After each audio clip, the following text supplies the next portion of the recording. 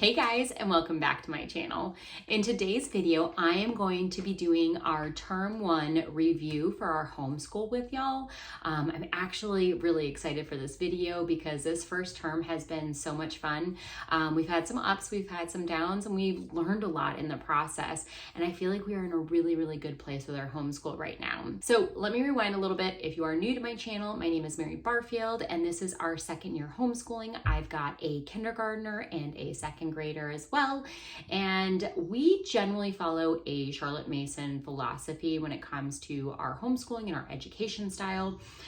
So for us, what I do is I break our school year down into 3 terms. So our school year is 36 weeks long. If you divide that by 3, you get 3 12-week terms. I like breaking it into the terms as Charlotte Mason did. It's easier from a scheduling perspective. Also, at the end of each term in Charlotte Mason fashion, you want to do an exam with your child. I'll get into that in a little bit. Hey friends, this is Editing Mary. I did in fact completely forget to get into it with you guys about the exams in the rest of this video, so I'm just going to do a quick overview verbally with you while you get to stare at my frozen face. So exams in the Charlotte Mason world, at least from an Ambleside Online perspective, are pretty straightforward. At the end of the 12 weeks, and Ambleside Online actually provides you the questions to ask. They're for free. You just go on to their website. Under subject, you'll see the drop-down category exam. Click on it and go to the year and term that you are doing the exam for. For my oldest daughter, this literally took us about 30 minutes to 45 minutes one day, and it was the last Friday of the term that we did this. All I had her do was answer just a few questions. Most of it was narration. She did a little copy work to show that she could do that. She did some poem recitation. Well, actually, ones she had memorized, not just recited them, but she had memorized them, and she did such a good job doing that for my husband and I. She went and stood up in front of us. We sat down on the couch, and she was so sweet doing it all. But really, at the end of the day, as Karen Glass says, in general, the purpose of exams is to let the student show what they know, not what they don't know. The principle to use in shaping an exam for your child is how can they show what they know? So for us, this was pretty straightforward. I had her do some copy work. I wrote down a sentence that I knew that she'd be able to do well with in copy work. She checked her capitalization, her spelling, her punctuation, all that good stuff. Some of the questions we asked were from her fairy tales. Tell a fairy tale you remember from this term. And then she narrated back to me, what she really liked about it. Find Lake Superior on the map, because we were reading Paddle to the Sea, and we were learning all about the Great Lakes, so she was able to show me that. It's those kind of questions. What was your favorite picture that we studied this term, and why? And what was your favorite folk song, etc. Some other things I had her do was have a quick 2-minute conversation with me back and forth in Spanish, because that is the language we are learning. Simple phrases and conversational pieces that I knew that she had learned about that she should be able to recite back to me. And then last but not least, with our math, I had her do some double-digit subtraction and double-digit addition and a few other things. It maybe was 3 problems I had her do. It's very lightweight and it shouldn't be stressful at all whatsoever. But frankly, we actually had a lot of fun doing exams this past term. And I know for larger families, they make it a whole week, and it's a fun week most of the time. It's not the stressful thing that you remember from our childhood of going through exams in school. So definitely had a really good time with it. So we have just finished our 12th week. Now, I have been doing monthly updates, but I'm not going to do an October update because this is going to basically be in lieu of that. And I'm going to review October, of course, in the process of going over our entire first term. So we're going to get into the hits, the misses, the things my kids really enjoyed. I did some interviewing with them. I asked them a few questions and wrote down their answers. So I'll tell you what they thought of the term. And it's going to be a really good chatty video. So if that's what you're interested in, grab a drink, get settled, and stay tuned. All right, so first off, I thought I would talk about non-curriculum topics from this term, so non-academic, I guess. Well, not that they weren't not educational, but they didn't require curriculum is the best way to explain it. So first off, thought I'd hit sports. So this term ran, so just probably should give some dates here. We started the school year off the last day of July and just finished this last week of October, this past week. So during that time is obviously fall season, and that means soccer season. My girls had so much fun this soccer season, and frankly, this was a big, I think, growth year, or growth season, I will call it, for both of my kiddos. My youngest, who is 5, this was her first time doing a full true season. We tried a year ago to get her into soccer, and she seemed like she was ready physically, but emotionally and maturity wise, she wasn't there yet. She was nervous. She didn't want to get out on the field. She really didn't want to leave me, if I'm being honest, which is totally fine because she was 4, totally expected. This year, she was like, bye, mom, running out into the field, throwing elbows. No, I'm just kidding. There was one time she accidentally threw an elbow, but she is speedy. She was aggressive. She was really good at blocking. She had a bunch of goals this season. And then my oldest, oh my goodness, she was on fire, especially this last game we had last weekend. I'm pretty certain she was the only one who scored on her team, and she just was killing it from a defense and an offense perspective. It's just so fun to see your kids get into an activity and really dig in and just grow in it. So this season was a big growth season for both of them, and I could not be a prouder mom.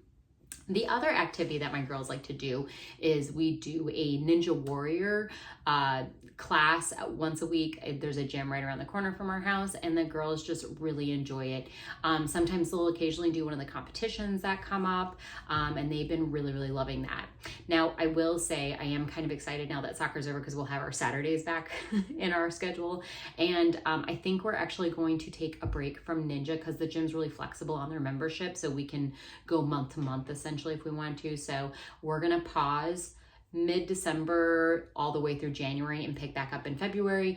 We're gonna basically have a hibernation of our own type and just relax a little bit this January. I started it a little earlier in December so that, going through the Christmas holidays, we can also take a break there. So we are gonna take a break. The girls will have plenty of socialization opportunities. I'm not concerned about that. We just needed to take something off our schedule for Christmas into January and just breathe a little bit before everything picks back up in February. Another thing we have really enjoyed this term is we added in book club, and it's with one of the homeschool families in my neighborhood. She does a fantastic job picking out wonderful books, which I'll talk about in a second, what we read. I am terribly sad though because she just let me know that she will be moving not too far, but far enough that doing a monthly book club is just not going to be feasible for her any longer. So this in November will be our last book club. So I was talking with one of the team leads for the younger kids in our homeschool group that we're a part of that does field trips and things like that. And she actually is doing a book club for kids K through 5. And I was like, perfect. So we're not going to lose book club. We'll be able to start attending the one that's through our homeschool group. I'm just sad to have my friend and my neighbor move away, frankly. But so we'll continue book club. It'll just be a different group of people. Now, something else I want to talk about is we did some field trips this term. So the first one was we went to our state zoo. The girls love going to the zoo. It is such a big one. They're really big on conservation. There's a lot of land allocated to the zoo, so the animals have tons of space, which also means it's a lot of walking, but the girls absolutely love going in, seeing all the animals. We'll need to do a second visit because we only got halfway through the zoo, so we'll have to probably do that. Maybe in November we'll go back and see the second half of the zoo, but it never gets old to them. Frankly, it never gets old to me because these animals are so majestic and we learn so many cool things about them too, and conservation and habitats and all of that good stuff.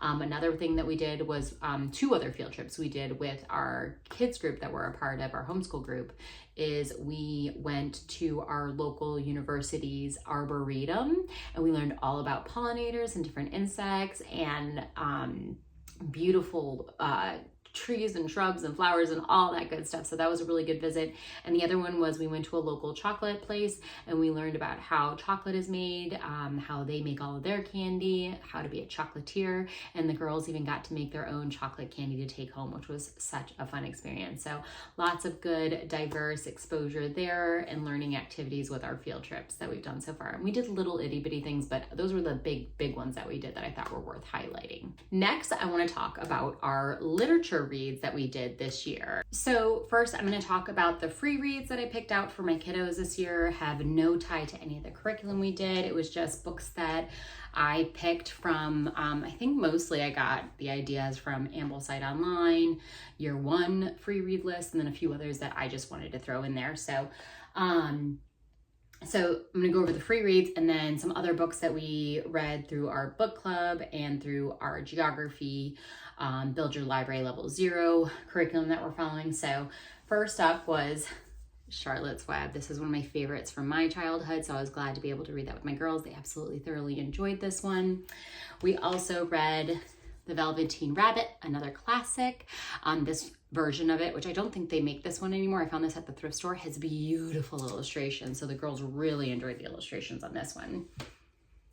The Secret Garden. We also got to watch the 1990s version of the Secret Garden movie. Once we had finished it, we talked about the differences. We did the whole Venn diagram, what's same, what's different from the book. Girls loved the book and loved the movie, which made me very happy because that's one of my favorites from childhood. I literally can quote the entire movie, I think. And now we have started on Stuart Little. We're about a quarter away through this one, so we'll finish this up in term 2. Again, just like Charlotte's Web, they've loved this so far and really enjoyed it, and they like the concept of this tiny little mouse doing human things, the anthropomorphic style of writing. Now, some of the books that I'm about to go over, I don't have anymore because they were library books, so I'll put like a little graphic of it here when I mention it if I don't have the physical book to talk about. The first one that we read was The Very, Very Far North. That was for our geography curriculum, and that was when we were learning about Canada, I think. Yes, we were learning about Canada for that one. Next up, we read The House at the End of Magic. Again, that was actually for our book club, and the girls really liked that one. It was super cute. Lots of themes of perseverance and friendship and adventure were definitely a lot of the themes that we read within our books for book club this year. The other book we read was Tales Our Abuelitas Told, which is a compilation of a lot of short stories of Hispanic folk tales, essentially. This one we read, of course, when we were going through learning about Mexico and then South America. Girls love this book. We actually read some of the stories out of here last year for our geography component that we were using from Torchlight Level 0. So the girls were very excited to find out that we were reading this again this year. So thoroughly enjoyed that as well. Another one we read for our geography course is The Great Capic Tree, which we're learning about Brazil that year, so the Amazon rainforest, and it's all about conservation and saving the rainforest basically. And we may or may not have watched Fern Gully that Friday of that week after that, and the girls loved that too, which then led us into watching Avatar because it's basically the animated live action version of Fern Gully if you really want to compare the two. And the girls now love Avatar as well. We'll probably be watching number 2, but I've got to watch it first to make sure that there's nothing I need to fast forward over or skip, or, you know, I've not seen the second Avatar, only the first one, so I felt comfortable enough to watch it with them to know, okay, this might be too scary for them or this is not appropriate, and I would kind of fast forward through stuff as necessary. But the first Avatar is pretty good, as long as your kids are okay with action, fighting, and all that stuff, which my kids weirdly are okay with it. So that was a really fun part of our homeschool. But now they are definitely big on conservation. We just talked about littering. We talked about so many things that stemmed from this book. Next up, we read Cloudlanders for our book club. That was also a really fun one. Kind of a different concept too. It was a post-apocalyptic world where I don't want to get too far into it because this video will be way too long, but again, lots of themes of friendship, perseverance, bad versus good and good winning, and just friendship overall. Just a great story and just really fun for the kiddos to listen to. Now we are reading and almost done with Children of Noisy Village. It's a book based in Sweden because we're currently going through Europe in our geography component. And the girls are really enjoying that as well. I left it upstairs. I don't really want to go get it right now, so I'll put a little screenshot of it here. And it's just a super cute read for the girls, just learning how kids live in a different culture, the traditions they have, things like that. And last but not least, I was going to talk about is for our book club, and we're currently reading it. It's called The Map Makers. I'm pretty sure this is the second book in the series because it references some things that happened in the first book, but you can totally read it as a standalone. The girls are enjoying this so far, so I think we will probably be going back to the library and getting, I think it's called The Hat Makers is number 1 in this series, and the girls are really liking that. So we'll be going back and getting that once this one's over for our book club. So really quickly, I thought I'd touch upon the questions I asked my kiddos and the answers they gave me about how they thought term 1 went, their favorites, not favorites, things like that. So I've got some notes down here, so I might be referencing that. First off, I'll talk about my oldest, my second grader who is 7, Emery. I asked her what her favorite book this year or this term was that so far that we read. And of course, not shocked here, The Secret Garden. They loved that book. Both of them did. And her least favorite was The Very, Very Far North. To be fair, it was kind of a slug getting through it. Like, oh man, I don't know what it was about the book though, because it's not like a bad book. Just none of us were really hooked on it. I don't know. And it was kind of terrible pushing through to try and finish it. But we did because it was part of the curriculum. And I was like, we started this, let's finish it. But there was just something about it that didn't connect with any of us. And sometimes that happens, right? What we don't like, your family might love, you know? So no criticism of the book itself, because I've heard a lot of people love it. It just didn't personally resonate with us. So, and that's okay. Not every book will.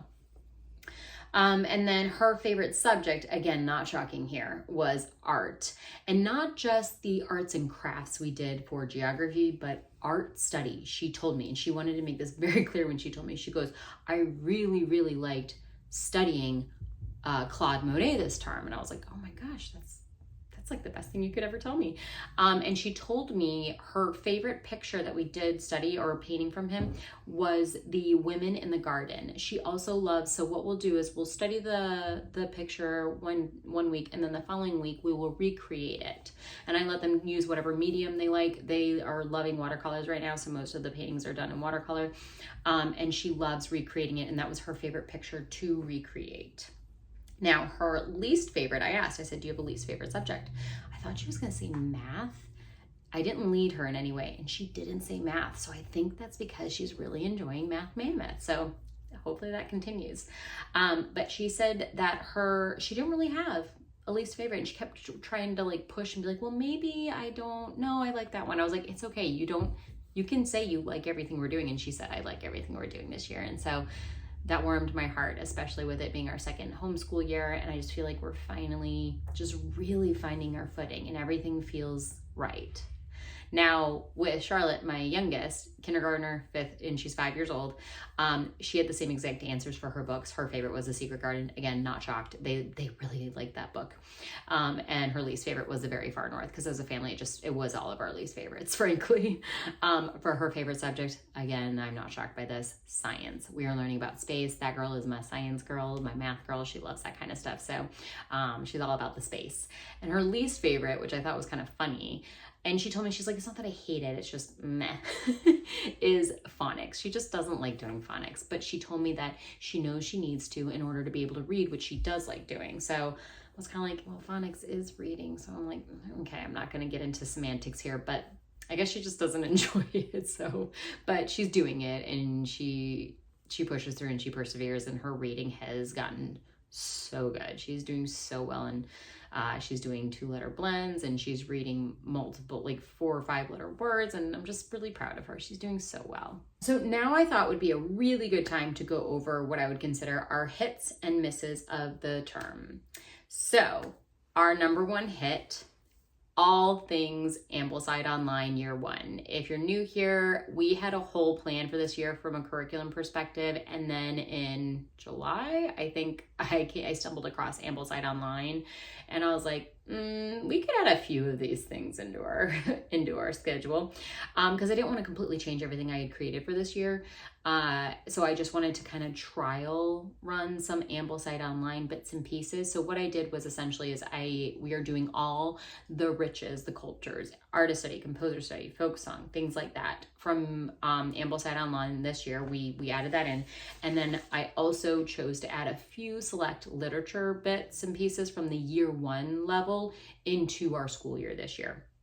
And it is going so well, and the girls love it so much that we have now decided to make Ambleside Online our main curriculum starting next year and every year beyond. On top of that, we have also decided that my daughter likes it so much, my oldest, that so she's, let's see, she turned 7 in July, so she technically is second grader, but she's a very young second grader. So this is, Ambleside Online's pretty advanced and it's challenging. So a lot of kids will do a year behind their grade. So if you're in second grade, a lot of kids will do year one, which is kind of what we're doing right now with her. She's in second grade and we're doing year one literature. Well, I just don't want her to miss out on anything really else from year one. We're going to start her in year 2 next year from Ambleside Online, and specifically from the history books that are scheduled for year 1. So we have decided to add in these books from year 1, and we're going to do them over term 2 and term 3 of this year. And it won't add a ton to our plate because these books are scheduled out so much. Like one book you only read every other week, and it's 1 chapter and it's about 5 minutes. So as you can see, that's not a lot to add, but I just didn't want her to miss out on these. So what we are reading is 50 Famous Stories Retold. These are a bunch of short stories. Now I actually got this book off of the public domain because its copyright has expired because it's an older book, and I put it into a booklet format and I printed it out myself and bound it myself. I decided to choose the cover from Living Book Press because I just love their covers, and I then laminated the front and the back in cardstock, and we've got a whole book here. Instead of buying it, I just felt like this was a more economical solution, so I ended up doing that for this book. The next book we are adding is the main spine for the first couple of years for both my oldest and my youngest. So I went ahead and purchased this from Living Book Press. I got their soft cover copy, and this is just, it's really good quality. It's durable. It'll last both my girls a couple of years, and it is called Our Island Story. And this is the main spine for our British and American history. I say American because it is mostly about Britain, but our American history is intertwined and stems from British history, so it's kind of American history.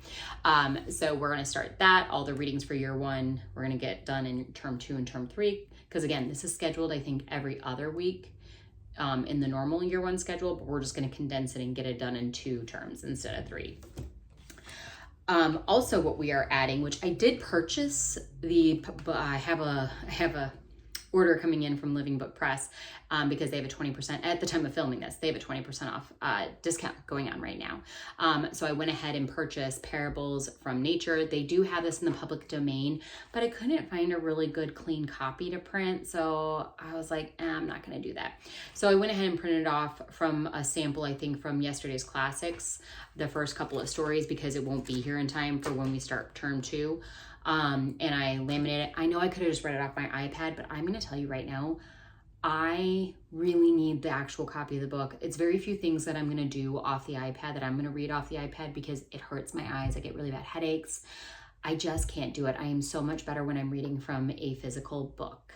So even though it would be cheaper to just read it off the iPad and not spend the money on the paper and ink and printing it off or purchasing the physical copy, it's better for my health. So this will be coming in once I get that. And then the other one we're going to be adding in, which will be term 3. It's not all term 2 and term 3. We'll be reading the Viking Tales over term 3. This one I actually did get the copy, the digital copy from Living Book Press, and then I chose to print it out because I figured out I could do this. I'm so excited now that I figured out how to print out my own books and bind them. This is like such a cool thing to be able to do in such a money saver. So we're going to be doing those and adding those for term 2 and term 3 for my oldest daughter. And then my youngest will then go back through these next year because she'll be in year 1 then. Another thing that has been a huge hit for us is poetry tea time. So we do poetry currently this year from our geography curriculum we're doing through Build Your Library. And it is National Geographic's animal poetry book, because we're learning about the different animals from the different places that we're learning about around the world. And so it's all animal poetry and the girls love it. My oldest likes tea. My youngest does chocolate milk. I do tea, and we have like maybe a little cookie snack. And we do it on Thursday afternoons generally, because that's just when it works best for our schedule.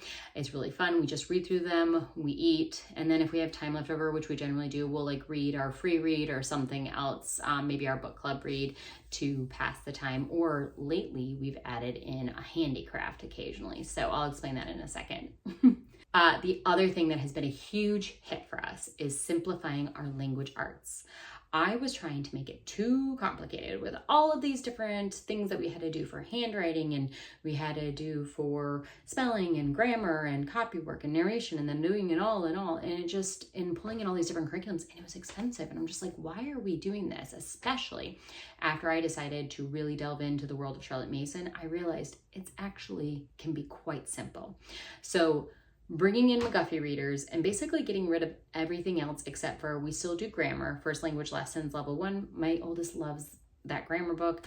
I don't know if we'll continue with level 2 next year, but she really, really likes level 1. So right now we're doing that. We may continue on with level 2 next year. The only reason we wouldn't, because I think it's a good program, the only reason we wouldn't is that just because it might be superfluous. And again, I'm trying to simplify. And using our McGuffey reader, we do in a Charlotte Mason fashion, we do copywork, narration, dictation. We do spelling through it by going over the words in the McGuffey reader. I mean, we do language arts maybe 10 my dog. We do language arts 10 minutes per day for my second grader, 5 days a week, and she is reading, writing, and spelling better than I've ever seen her. Her cursive is beautiful. Her penmanship is great. I think pulling back and simplifying really has done wonders for her. And same with my youngest. I mean, all I'm working on her right now is we do 5 to 10 minutes of phonics every day, and then she does copywork and narration from her oral narration, I should say, from her McGuffey reader, and she's using the primer, and my oldest is doing the first reader right now, and it's just working so well for them. Sometimes less is more, truly. Speaking of phonics, if you've been here for the last couple months, you'll know that I've kind of gone back and forth with phonics with my youngest. Last year, we had started delving into Ordinary Parents' Guide to Teaching Reading from the Well-Trained Mind. And then I introduced the McGuffey readers, and my youngest was like, I don't want to do the Ordinary Parents' Guide while I'm doing McGuffey. I don't need that. And I was like, okay, well, we could probably just do phonics through this.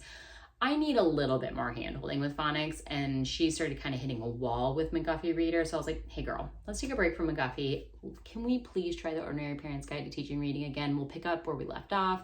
Let's just do one lesson. Let's try it. She did that lesson, and she was like, okay, wait, I like this. I don't know why I wanted to stop doing this. So we are back to Ordinary Parents' Guide to Teaching Reading, which I think is a fabulous program, and I'm so glad because it is working so well for her, and her reading is just picking up and taking off. So Ordinary Parents' Guide to Teaching Reading, huge hit. So glad we're back in it, and we will continue that until we're done with the program, which she probably will finish it at the end of first grade, maybe into second grade. It just depends.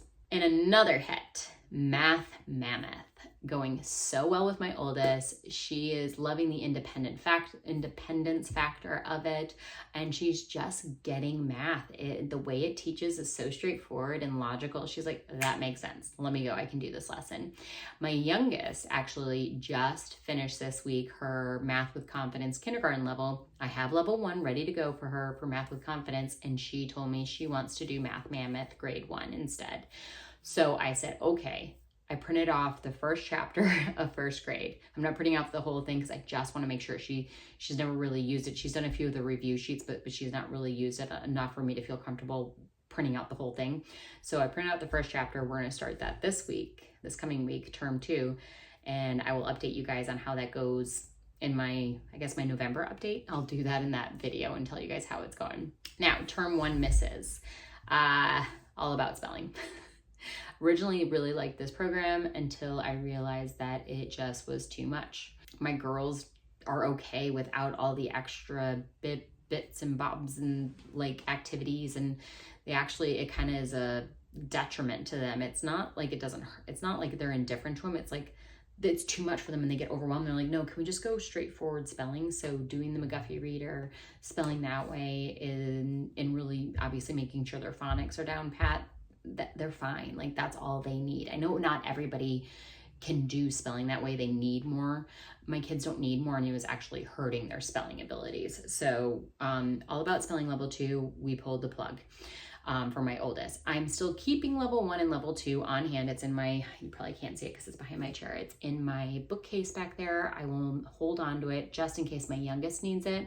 But if I'm seeing kind of the same progression with her as her older sister, that she's okay just doing the McGuffey readers, I'll probably go ahead and sell them, which whoever gets them will probably be very happy because I already did all the extra work, taking all the activities out, putting them in clear protectant sheets and getting it all set up so their activities are plug and play and they can just go.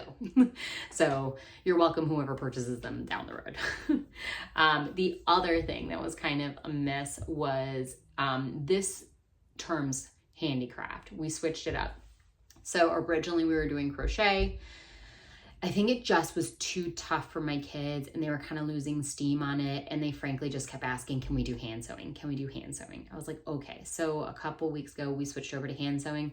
They're loving it. They're doing great. We have a bunch of these little project kits that my girls got for their birthdays where they're sewing stuffed animals. Actually, oh gosh, I wish I had brought them downstairs. And they're just doing really well with them. So we're going to continue, since we just started it like 2 weeks ago, we're going to continue hand sewing as our term 2 handicraft and continue with that. My oldest daughter has gone so far as she's starting to design clothes on paper because she likes to draw.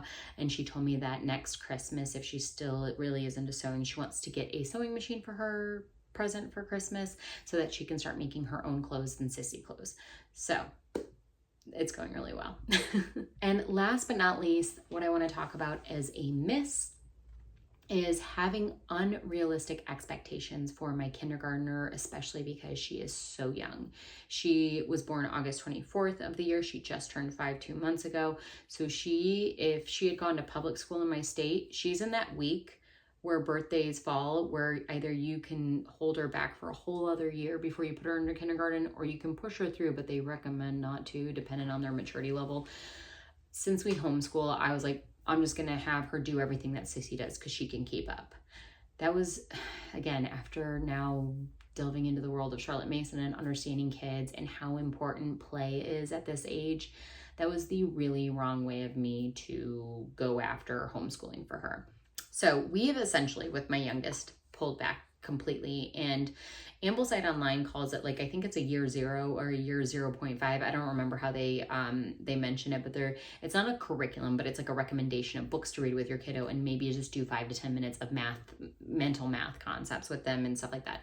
She really likes math and she gets math. So I'm not going to stop doing math with her. I know it sounds crazy that I'm saying this, like we're going to pull back and then I've got her starting 1st grade math next week, but she gets it. And she likes it. More importantly, she wants to do it. So I'm going to lean into that. If she ever is like getting frustrated with her or anything, we'll pull back on that. I have no problem with that. And then the only other thing that I am wanting to do with her that I say this is the minimum thing that you have to do, math for 10 minutes a day. And then phonics. Phonics is the other one. She has to do 10 minutes of phonics a day, and that's it. And Fridays, we don't even do math. The girls play math games with each other because my youngest is doing subtraction, so she can do like Math Magical World and like these other games board games we have. And then also they like playing card games like Addition War, Subtraction War, things like that. Card games that make you have number sense. So Fridays, we don't do a true math lesson with either of my girls. We just do some kind of math game. Beyond that, my youngest is not required to sit and pay attention to anything. She stays with us in our study room though, because that's where we have magnetiles and all these other things and drawing stuff. So she sits. She might be absorbing some of the information, but I'm not requiring that she pays attention fully, if that makes sense. Really, I just want her to focus on reading, her math sense, and play, because at her age, at 5, play is so important for them to connect things. Speaking of, one thing I forgot to mention with Ambleside Online, the reason it was such a hit, if you're not familiar with Charlotte Mason, her big thing is the science of relations. Everything you read about, all the narrative stories, things like that, living books, it may seem like there's no rhyme or reason to it, but there is, because what you're doing is you're creating connections between history and maybe the literature you're reading. And then one day, all of a sudden, it'll just snap in the kid's mind and they'll be like, hey, that's just like this story. So let me give you a real world example. My oldest, we were talking about,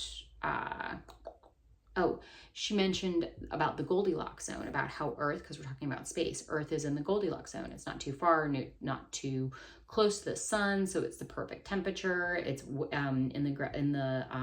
planets around it are so big that they pull the asteroids away from it, all that stuff, and it's called the Goldilocks zone.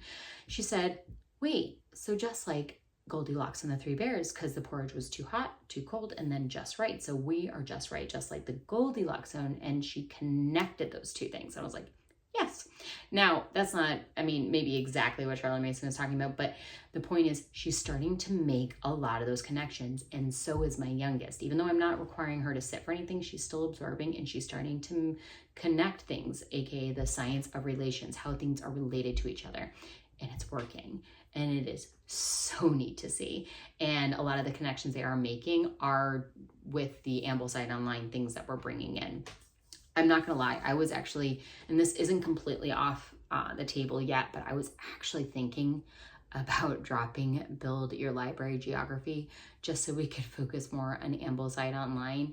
I'll see how the first couple of weeks of the term go, just because I think Build Your Library is a good program, but it's feeling a teensy bit disjointed. I'm actually going to talk about an update, a review of it in my next video, most likely, where I'm going to talk about, we've just finished up South America. So I was going to do a review on the South America and kind of give you more of my feelings on it. I'm not sure if we'll continue or not. I want to see how term 2 goes with adding in the extra Ambleside Online books. I don't know. I haven't decided yet, because we did geography last year and we're going to be doing geography every year with Charlotte Mason. So I'm not so concerned anymore about them not knowing where things are when we're talking about places in history. So the whole reason to do Build Your Library this year, geography level, is kind of a moot point. I'll keep you guys posted. Just wanted to throw that out there, that is bouncing around in my head, that I might stop Build Your Library. I'm going to also get the opinion of my girls and see if they're loving it. We'll keep it going, but I don't know. We'll see. But I kind of went off on a tangent there. Sorry. So the last miss was having unrealistic expectations for my kindergartner. And now I have realistic ones for her. And I'm not going to stress about things with her because she's doing wonderfully. She's growing maturity-wise, athletically, math, her reading. I could not be happier with her. So why pressure her to sit for this one read aloud that I'm doing, which really caters to my oldest kid? What is the point of that? None. There isn't. It just stresses her out. She doesn't get to play and connect the science of relations of the things that she's doing, because that was the point of me bringing that up. In Charlotte Mason, she talks about play is so important because that's when kids her age connect the dots of the things that they're learning about in their curriculum, in their stories, and so on and so forth. So that's it. This term, she done. I can't believe we are already 12 weeks done into the school year. I feel like time is flying by so quickly, but it's been such a good time and I cannot wait for the next 2 terms. I'll definitely keep you updated on how we change things moving forward, if anything does change. But it's been a good term so far. So if you have any questions, leave them down in the comments. I'll be happy to answer any questions you guys have, or any comments, or any advice you want to give me. I'm happy to hear all that too.